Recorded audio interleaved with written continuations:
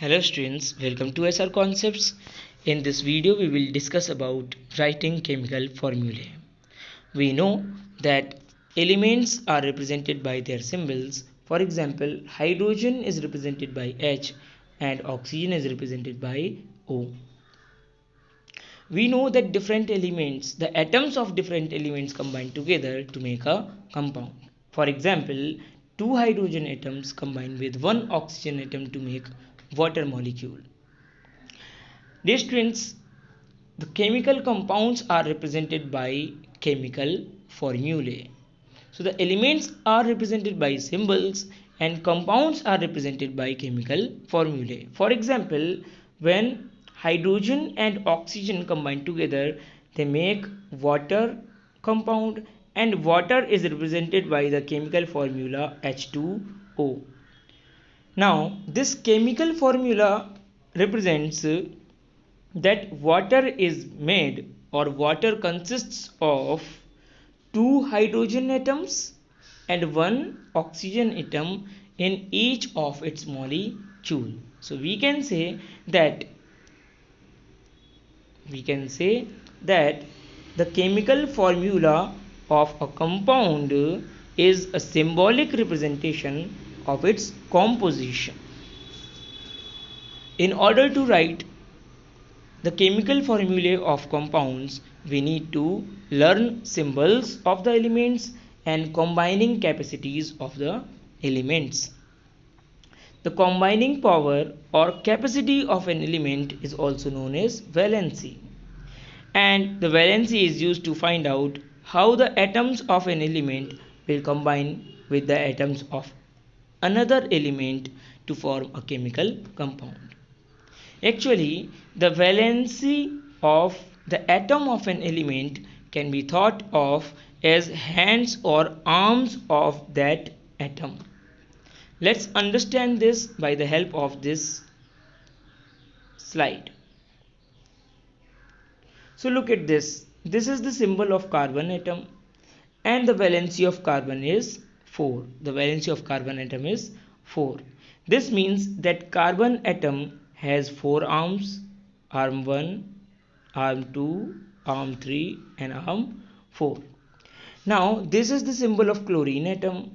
This has a valency of 1 only. So suppose this is the chlorine atom and this has only 1 arm. Now if one carbon atom has to combine with chlorine atoms in such a manner that all the hands of carbon atoms are locked with the hands of chlorine atoms, right? What will be the scene? That suppose this one hand of chlorine atom will join with one hand of carbon atom, so a chemical bond will be formed, and in this way one chlorine atom will be attached with carbon atom. But there are 3 more hands of carbon atoms. So suppose that there is another chlorine atom and this is the hand. So this hand of chlorine atom will combine with the hand of carbon atom and a chemical bond will be formed. In this way you can see that 4 chlorine atoms may combine with one carbon atom.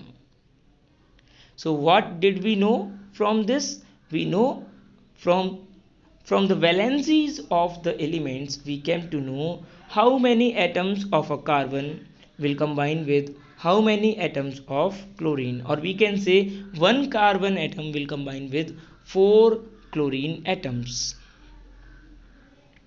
Alright, now let's talk about the same carbon element combining with oxygen element, with oxygen element.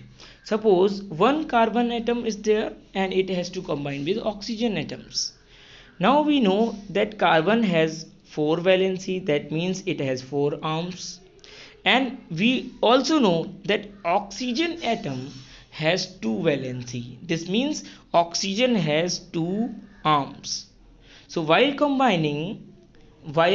a carbon atom is combining with the oxygen atoms, what will happen? That 2 hands of oxygen will combine with 2 hands of carbon atom.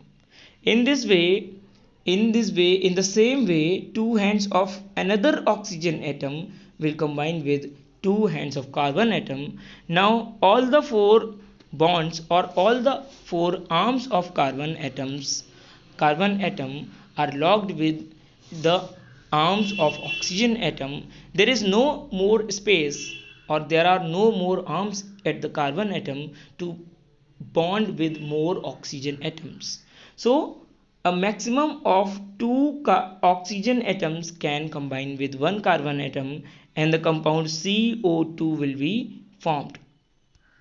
Right, and the compound CO2 will be formed. So here we knew that if the element has two valency, then the formula will be CO2, means one carbon atom will combine with two oxygen atom. But when the other element had one valency, that is chlorine having one valency, so one carbon atom combined with four chlorine atoms. So this is how we come to know that a particular atom of a particular element will combine with how many atoms of another element depending on their valencies. The concept of valencies can also be understood by this example. For example, there is one octopus. The octopus has 8 arms. Octopus has 8 arms. And you know that human being has 2 arms. Now suppose that one octopus has to catch hold of human beings in such a manner that all the 8 arms of the octopus and both arms of all humans are locked. How many humans do you think the octopus can hold? So obviously, if 2 arms of human beings are locked with 2 arms of octopus, this means 4 human beings can be locked with one octopus. And if octopus is represented by the symbol O and human being is represented by the symbol H, then what will be the formula of this combination? It will be OH4 in subscript. This shows that one octopus is combined with 4 human beings. One octopus is combined with 4 human beings. This is the case with the elements while they combine to make a compound. Right, so suppose this is oxygen compound and this is hydrogen compound, then this is oxygen element and this is the hydrogen element, then this will be the scene. Right, so hope you got what is valency. You can simply think that the number of hands or the number of arms of a particular atom is called its valency. Okay, so dear students, in order to write the chemical formulae of different compounds, you need to memorize this table first, right? You just keep writing the chemical formulae, keep practicing the writing of chemical formulae, and gradually you will memorize, right? You will learn the symbols of all of them. So dear students, symbols of certain ions are given here. Here you can see these are the monoatomic ions like sodium, potassium, silver, copper, right? And their valencies or their charges are also shown along with them, right? Here you can see certain polyatomic ions are shown, means in which more than one atoms are involved and they have a particular overall charge. For example, ammonium ion is NH4 1 positive. That means the whole cluster of 1 nitrogen and 4 hydrogen atoms has 1 unit positive charge. So the valency of this ion is equal to its charge. So the valency of the ion is equal to its charge. That means ammonium ion has 1 unit charge or 1 valency, we can say, right? So let's move on to certain rules of writing chemical formulae. The valencies or charges on the ions must valence when we write a chemical formula, right? the metal is always written on the left hand side. We can say that the symbol of a metal or positively charged ion, or we can say a partially positive constituent, is always written on the left hand side, but the symbol of negatively charged ion, or we can say the symbol of a non-metal, is always written on right hand side. Means first we write the symbol of metal and then we write the symbol of non-metal.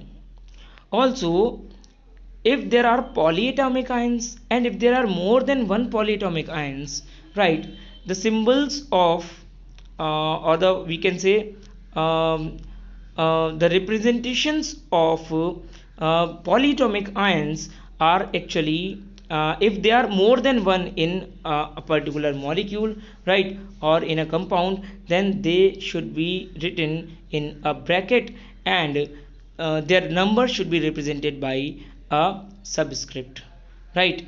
So we will be learning about this further while we will learn about how to write the chemical formulae. So formulae of certain simple compounds can be written as follows. Dear students, simple compounds, the simple compounds which are made up of two elements are called binary compounds, right. While writing the chemical formulae of binary compounds, right, or any other compounds, we write the constituent elements and their valencies as shown below, and then we must cross over the valencies of the combining atoms. For example, we want to write the chemical formula of hydrogen chloride. So we know that hydrogen chloride is made up of two elements, one is hydrogen and the other is chlorine. So first of all we will write the symbol of positively charged means element, and so the symbol of H will be written first, and the symbol of non-metal such as chlorine, which usually form a negatively charged ion, right, or which usually becomes partially negatively charged, right, then its symbol is written on the right hand side in this way. So we have written the symbols of hydrogen and chlorine, H and Cl, and below them we write their valencies. Then we cross over them like this.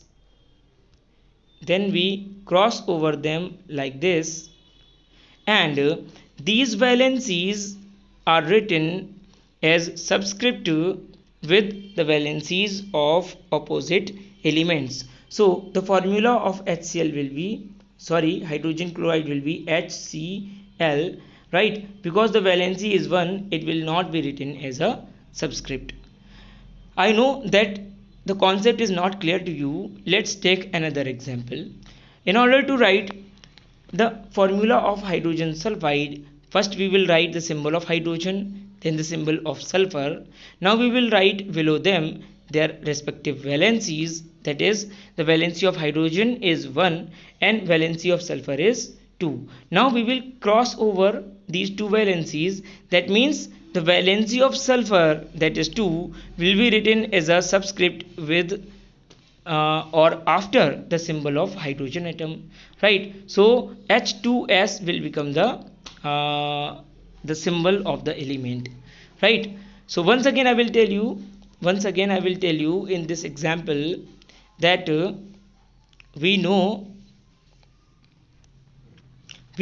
that valency of sulfur is 2, valency of hydrogen is 1, right. So this 2 valency will be written as a subscript, right, with hydrogen atom, and this 1 should be written with as a subscript with sulfur atom, but 1 is never written in the formula, right. So the formula becomes H2S.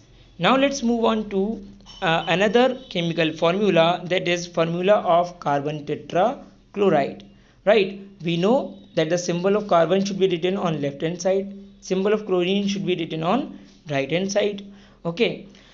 Valencies should be written below them, like valency of carbon is 4 and valency of chlorine is 1. Now we will make this cross, and the valency of carbon should be written as a subscript with the symbol of chlorine. Here you can see Cl4, right, and the valency of chlorine should be written with the symbol of carbon, but 1 is never written. In this way, the formula becomes CCl4.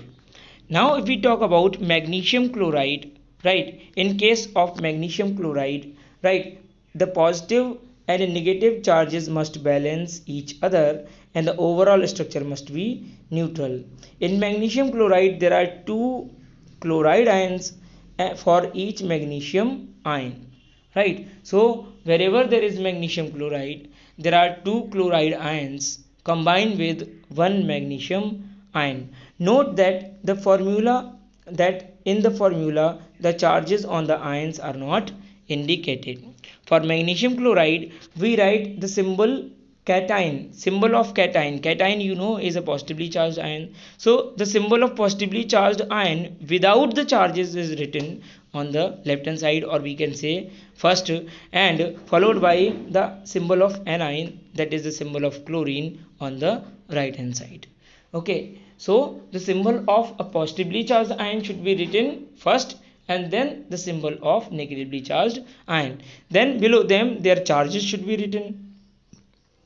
From the table you can see that magnesium ion has 2 unit positive charge, that is 2 plus, right, and the chlorine ion has 1 unit negative charge, that is 1 negative. Here you can see, right. So now we will crisscross them, right, and this charge 2 plus should be written as a subscript 2 with the chlorine's symbol, right. So the formula becomes MgCl2, MgCl2, right. Now let's move on to another example.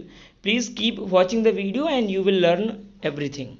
Okay, so formula for aluminum oxide, right. So aluminum oxide, we know that aluminum oxide is made up of two elements. One is aluminum and the other is oxygen. We will see that aluminum is a metal, so its symbol should be written first, followed by the symbol of oxygen, which is a non-metal. Below them we will write their charges, 3 plus and 2 negative.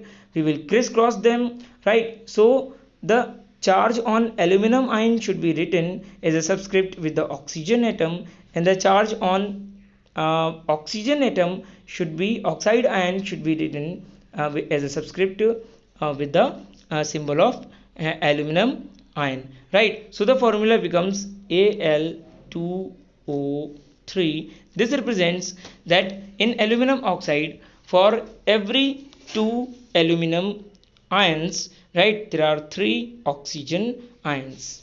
Now if we talk about the symbol of calcium oxide, on the left hand side we will write the metal's symbol, that is calcium, and on the right hand side we will write the symbol of oxide ion, that is oxygen, right, O.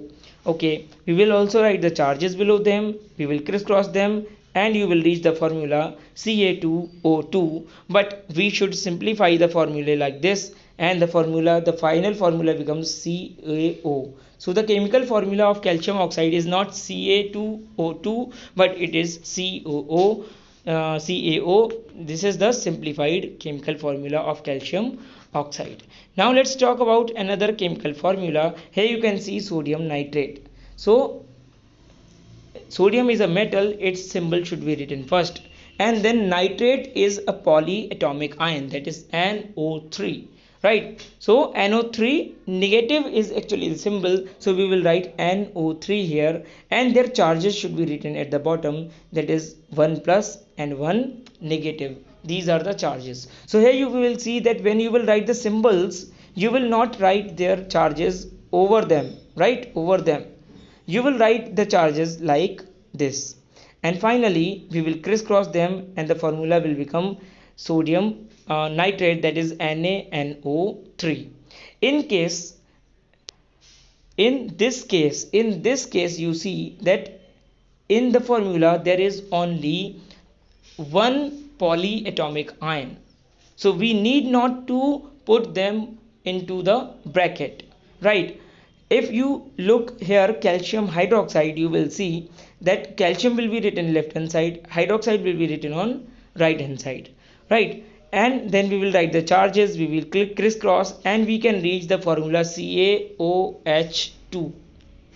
But dear students, as you know that hydroxyl ion is a polyatomic ion, and there is a rule that if in a formula or if in a compound there are more than one polyatomic ions, then the symbol of polyatomic ion should be written in the bracket, and if their number is more than one, then it should be represented as a subscript outside the bracket. So the formula becomes CaOH whole twice, right?